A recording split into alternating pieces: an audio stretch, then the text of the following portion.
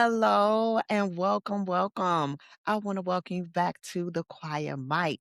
I am Natasha and I am so glad that you're here with me today. First of all, I want to go ahead and get right into the things for our topic today. And the reason being is because I try not to be here before you long. Today, we're going to talk about something that seems quite simple, but costs teams more than most leaders actually realize. Okay. What we're going to talk about today is how you communicate, not just what you say, but the vehicle that you choose to say it in. Because here's the thing there are three tools in your communication toolkit that you use every single day: meetings, messages, and conversations. They're not interchangeable.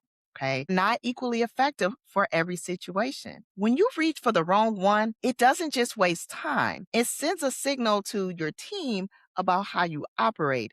And that signal adds up. Okay. So today we're breaking down the three most common communication misfires that I see leaders make. We're calling them what they are. So let's go ahead and get into it. The first one is the reactive meaning that should have been a message. And I know we all been here before. Okay. Now, I want to be clear, first of all, about what I'm not talking about. I'm not talking about your weekly team meetings. I'm not talking about your bi-weekly or weekly or monthly, whatever, one-on-ones. Those meetings are intentional. Those are planned. Those are leadership tools that you've built into your rhythm on purpose. So they're supposed to be there because they serve an actual real function. That's not the problem. The problem is the meeting that gets called in the moment. Okay. Something comes up, and the immediate instinct of the leader is to go ahead and pull everybody together right now, drop what you're doing. We need to talk. Sometimes that instinct is right. There may be something urgent where a situation really does require immediate alignment. So, for example, if there's a communication breakdown on the team and waiting a full week until the next scheduled meeting is going to create a vacuum, then you go ahead and decide to call a meeting. Another example is if there's a sudden business shift that has occurred and you need to get everybody together because there's some moves that you need to make, and bringing everybody together for a quick brief can just be the right call. That's reactive. That's responsive leadership. That's not what I'm talking about. What I'm talking about is the reactive meeting that happens when a leader hasn't paused long enough to ask that question. Does this actually require everyone in a room together right now? Or am I just calling this meeting because it feels like action, right? Here's a difference between those two things. If the situation is a status update, that's a message.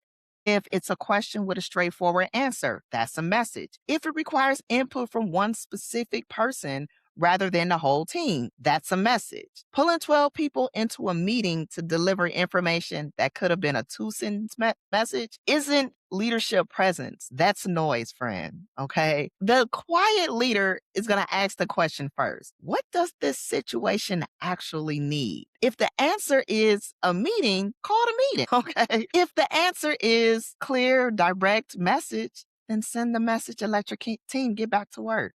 Okay. And that brings us to the second one. The second one is the flip side, and it's just as costly. This is the message that should have been a real conversation. We've all seen this. Okay. So we're not new to this, but there's the time where a leader has something difficult that they want to address, and it's performance, it's conflict, it's some type of a correction that really does need to happen. Something that's going to require, real back and forth, real dialogue. Instead of having the conversation, they go ahead and send an email or a Slack message or a long written note that they spend like an hour trying to craft because they just wanted to get it right, wanted to get it perfect. And I understand the impulse. Written communication, it feels, like controlled. You can choose every single word.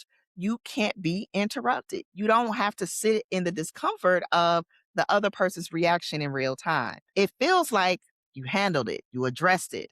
But here's what you actually did: you handed your team member a document just to interpret without context, without tone, without the ability to ask questions in the moment. And they're going to read that message and fill in every blank that you left with their own assumptions. Most of the time, those assumptions are not generous. And written communication is not a shortcut around hard conversations. What it actually is a detour that's going to make those conversations harder later. Okay. If the situation involves someone's performance, have the conversation. If there's tension that needs to be addressed directly, have the conversation. If your message requires more than two exchanges to resolve it, stop typing, pick up the phone, or schedule a meeting. Okay. The quiet leader doesn't avoid hard conversations. They prepare. They choose the right environment for them. They show up for them. And that's not something that you can do from behind a screen, friend. Now, let's talk about what this actually cost you because there's a cost for everything. This is not just about efficiency. This is about trust. And when your team sits through meetings that didn't need to happen, they lose time that they're never going to get back. But more than that, they start reading these meetings. They start wondering if their leader actually thinks through decisions before acting on them. And they start bracing for the next unnecessary pull on their attention. Over time, your meetings are going to lose weight and people are going to show up less present because they have now learned that not every meeting actually matters. And I'll tell you, when your team receives a written message about something that needed a real conversation, they feel it. They feel the distance in it. They feel that the leader is choosing comfort over clarity, even when the message is well written. Because I know people think, oh, well, I wrote it so well, it's going to be fine. If it's well written, something lands differently when a person chooses words on a screen over showing up face to face. And your team may not be able to name it, but they're going to feel it. Okay.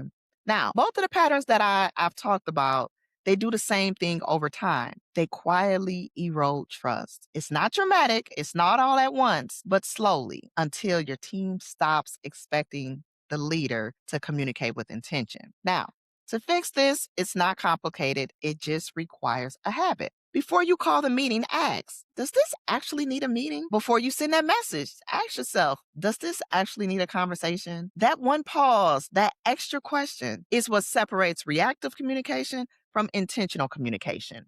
And your team doesn't need a leader who responds fast. They need a leader who responds well. Now, if this episode hit close to home, that's a good thing. Awareness is where the shift starts. So go ahead and share this message with a leader that needs to hear this message. It really does help get this message out there. Okay?